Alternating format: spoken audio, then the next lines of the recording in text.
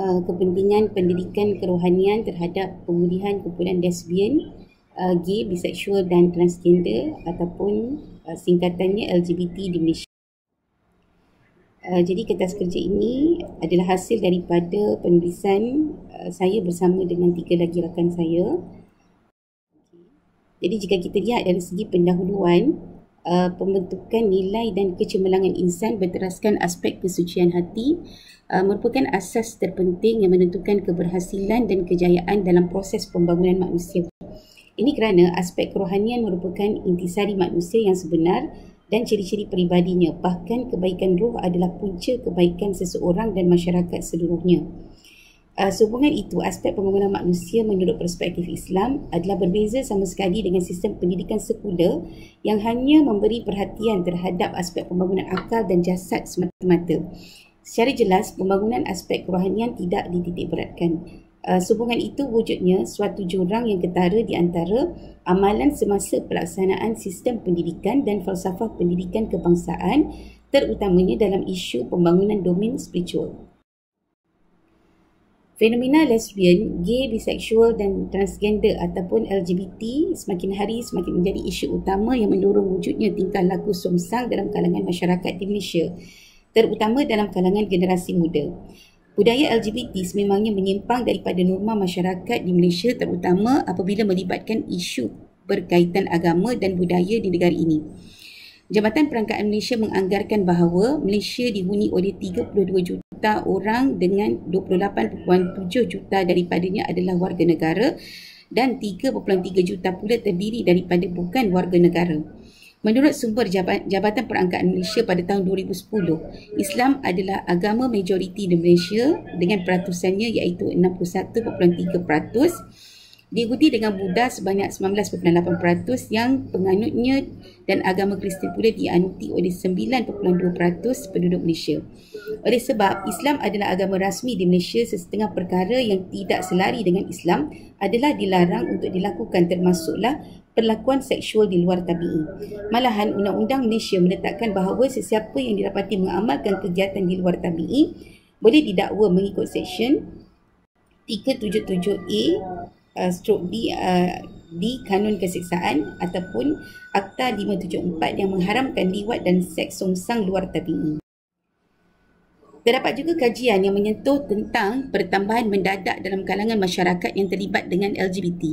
JAKIM mendedahkan populasi komuniti gay pada tahun 2018 direkodkan seramai 310,000, iaitu peningkatan hampir 100% berbanding pada tahun 2013 iaitu seramai 173,000. Manakala bagi golongan transgender pula, pada tahun 2018 merekodkan peningkatan kepada 30,000 individu berbanding pada tahun 1998 iaitu hanya seramai 10,000. Kesan daripada pertambahan tersebut, maka wujud isu pertambahan kes HIV dalam kalangan komuniti iaitu kadar kes HIV yang melibatkan golongan LGBT ini meningkat dengan mendadak setiap tahun kepada 1,697 kes pada tahun 2017 berbanding hanya 63 kes pada tahun 2000. Kes ini tidak mustahil akan meningkat dari tahun ke tahun sekiranya golongan LGBT ini semakin mendapat tempat di Malaysia. Perkara ini disokong dengan data yang dikeluarkan oleh Majlis AIDS dan Yayasan AIDS pada tahun 2016 yang mana menurut laporan yang dikeluarkan mendapati wujud masalah terhadap tahap kesihatan masyarakat akibat daripada perlakuan LGBT dalam negara ini. Kesan daripada perilaku dan aktiviti oleh golongan LGBT ini, ia telah membawa kepada penyebaran pelbagai penyakit berjangkit, antaranya ialah HIV atau AIDS. Sebagai buktinya, rekod menunjukkan bahawa jangkitan HIV sebahagian besarnya berpunca daripada golongan heteroseksual iaitu sebanyak 42%. Laporan tersebut juga menyatakan bahawa golongan homoseksual dan biseksual menjadi penyumbang kedua kepada jangkitan HIV iaitu sebanyak 36%. Kerajaan seharusnya komited dalam menangani masalah LGBT ini dengan mewujudkan mekanisme dan pelan perancangan yang rapi untuk memulihkan kumpulan ini. Antara langkah yang perlu diambil ialah menolak mana-mana pemimpin yang memperjuang hak golongan ini. Pemimpin-pemimpin yang menyokong usul LGBT ini seharusnya dijauhi daripada terus memimpin rakyat. Hal ini kerana Malaysia sebuah negara Islam dan sememangnya menolak isu yang melawan fitrah normal. Sebagai negara Malaysia yang berdaulat, sudah tentu kita merasa jijik dengan amalan songsang ini kerana ia boleh menjatuhkan imej negara. Oleh itu, mana-mana pemimpin yang cuba bersekongkol melakukan apa-apa kerjasama atau hubungan termasuk hal-hal lain seperti LGBT ini hendaklah dihapuskan daripada politik dan kerajaan. Ia bertujuan bagi menjamin negara yang bebas LGBT. Jadi daripada kajian ini, maksudnya untuk mendapatkan hasil kajian ini, saya menggunakan metod kajian kualitatif yang melibatkan komuniti LGBT berhijrah dan pegawai terlibat dengan program-program pemulihan. Jadi jika kita lihat dari aspek pemulihan dan pendidikan, program pemulihan merupakan satu bentuk perkhidmatan sosial bagi memulihkan individu yang menghadapi masalah tingkah laku negatif. Program pemulihan merupakan satu bentuk perkhidmatan sosial bagi memulihkan individu yang pendidikan rohani pula merupakan aspek terpenting dalam sesebuah sistem pendidikan Islam kerana ia dapat memberi keseimbangan akhlak atau kepribadian para pelajar. Turki Rabih pada tahun 1982 menyatakan falsafah pendidikan Islam itu iaitu yang pertama, iman yang teguh kepada Allah dan Rasul, malaikat, syurga, neraka dan hari kebangkitan. Yang kedua, akhlak yang baik dan mulia. Ketiga, berilmu dalam erti yang menyeluruh. Dan yang keempat, amal soleh di dunia dan akhirat.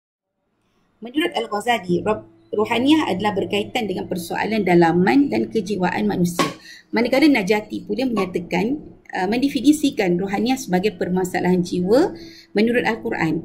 Manakala Nurisah pula menyatakan bahawa kerohanian atau spiritual berdasarkan Kamus Dewan Bahasa adalah jiwa.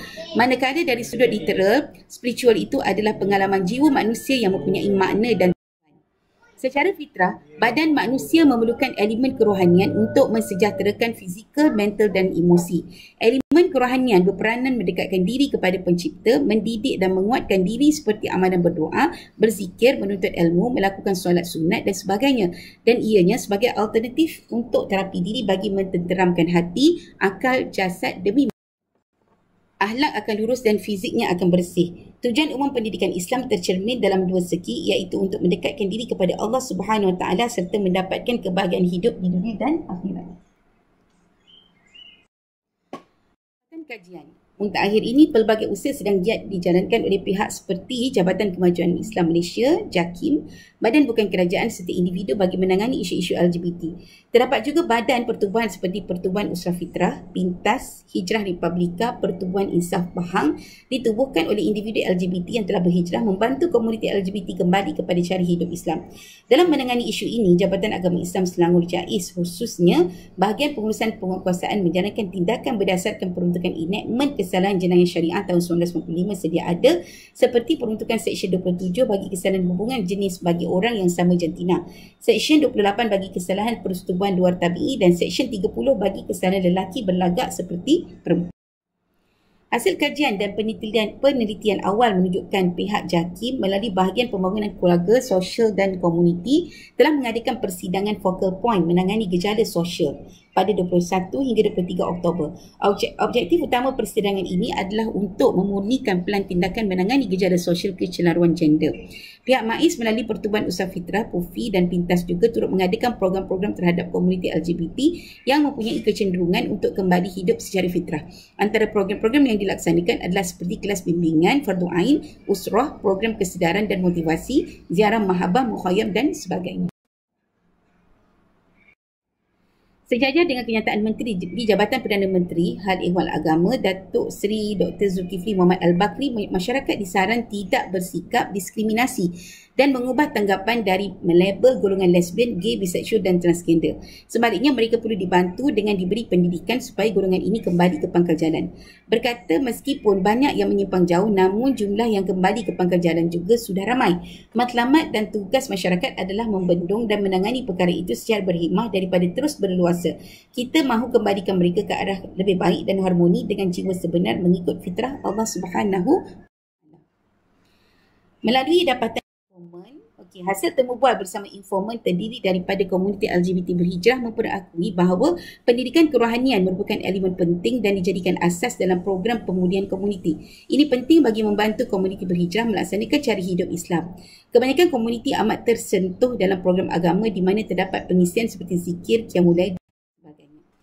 Program-program pemulihan berbentuk kerohanian diterapkan dalam program yang dilaksanakan oleh pihak MAIS dan program ini jelasnya dapat menyuburkan kembali jiwa komuniti yang berhijrah kembali kepada fitrah, menjauhkan stigma terhadap komuniti dan mendekatkan kumpulan dengan menyantuni serta mengajak mereka secara berhikmah dalam program-program penghayatan Islam secara tidak langsung memberikan kesedaran untuk mereka berhijrah. Dan ini perlu dilakukan secara istiqomah. Program-program Fardu Ain juga turut dijadikan sebagai pengisian terhadap komuniti berhijrah dalam pertubuhan insaf di Pahang. Kebanyakan komuniti diberikan bimbingan berkaitan solat, puasa dan sebagainya. Terdapat juga program Muhayyam yang dilaksanakan oleh pihak pertubuhan dan mendapat perhatian serta sambutan yang sangat menggalakkan. Perkara ini diperakui sendiri oleh penasihat kepada pertubuhan insaf. Di peringkat persekutuan, JAKIM sentiasa memantau perkembangan pertubuhan yang ditubuhkan oleh komuniti ini dari masa ke semasa. Pemberian dana juga diberikan bagi membantu kelangsungan dan perancangan yang dibuat oleh pihak pertubuhan. Namun tidak kurang juga terdapat pertubuhan yang mencari dana sendiri bagi membantu melaksanakan program-program khususnya yang berorientasikan pembangunan jiwa dan kerohanian dalam kalangan komuniti di samping niat berhijrah kerana Allah Subhanahu. Perkara ini penting bagi membantu memastikan komuniti tersebut tidak kembali kepada kehidupan asal mereka dengan mengamalkan budaya songsang dan terlibat secara aktif semula dalam kegiatan-kegiatan pelacuran serta mengamalkan cara hidup yang bercanggah dengan syariat Islam. Kenyataan ini diperakui sendiri oleh komuniti berhijrah yang komited dengan penghijrahan mereka di samping membantu usaha-usaha dakwah membawa komuniti LGBT yang berada di lorong-lorong atau mereka yang masih mengamalkan gaya hidup songsang kembali ke pangkal. Jalan dakwah ialah jalan baginda Nabi Muhammad SAW, seorang Nabi yang membawa rahmat kepada seluruh alam. Firman Allah SWT dalam surah Al-Anbiya ayat 107 bermaksud, dan tiadalah kami mengutuskan engkau, wahai Muhammad, melainkan untuk menjadi rahmat bagi sekalian alam. Walaupun secara prinsipnya perlakuan LGBT tidak dapat diterima berdasarkan panduan daripada Al-Quran dan Hadis, undang-undang serta norma budaya masyarakat Malaysia, namun ia tidak menafikan hak golongan ini untuk dibimbing dan dinasihati. Pendekatan ini adalah selaras dengan prinsip dakwah dalam Islam agar memberi peluang kepada mereka yang melakukan dosa dan maksiat untuk memperbaiki diri dan mendapat pengampunan Allah. Oleh itu disarankan pihak JAKIM bertindak secara proaktif menangani isu ini melalui jalinan kerjasama antara agensi kerajaan, jabatan mufti serta badan-badan bukan kerajaan membantu dalam usaha memberikan kesedaran dan membawa lebih ramai komuniti LGBT berhijrah dan mengamalkan hidup Islam yang sebenar. Komuniti masyarakat juga disarankan tidak meletakkan stigma dan judgemental terhadap komuniti LGBT bagi membantu usaha-usaha dakwah terhadap mereka. Program-program kesedaran perlu diperhebatkan khususnya melalui media bagi membantu memberikan kesedaran terhadap masyarakat terhadap isu-isu berkaitan LGBT. Perkara ini sangat penting bagi membantu memastikan masyarakat sedar bahaya dan ancaman gejala LGBT mampu memusnahkan maqasid syariah yang melindungi nasab dan keturunan dengan sekelip mata. Bagi mereka yang mengakui beragama Islam, Allah SWT mengingatkan kita dalam surah As-Saff, pemulihan LGBT perlu dilakukan secara holistik dan tidak hanya meletakkan kepada pihak-pihak tertentu sebagai autoriti dalam proses pemulihan yang. Jadi sekian dulu. Assalamualaikum warahmatullahi wabarakatuh.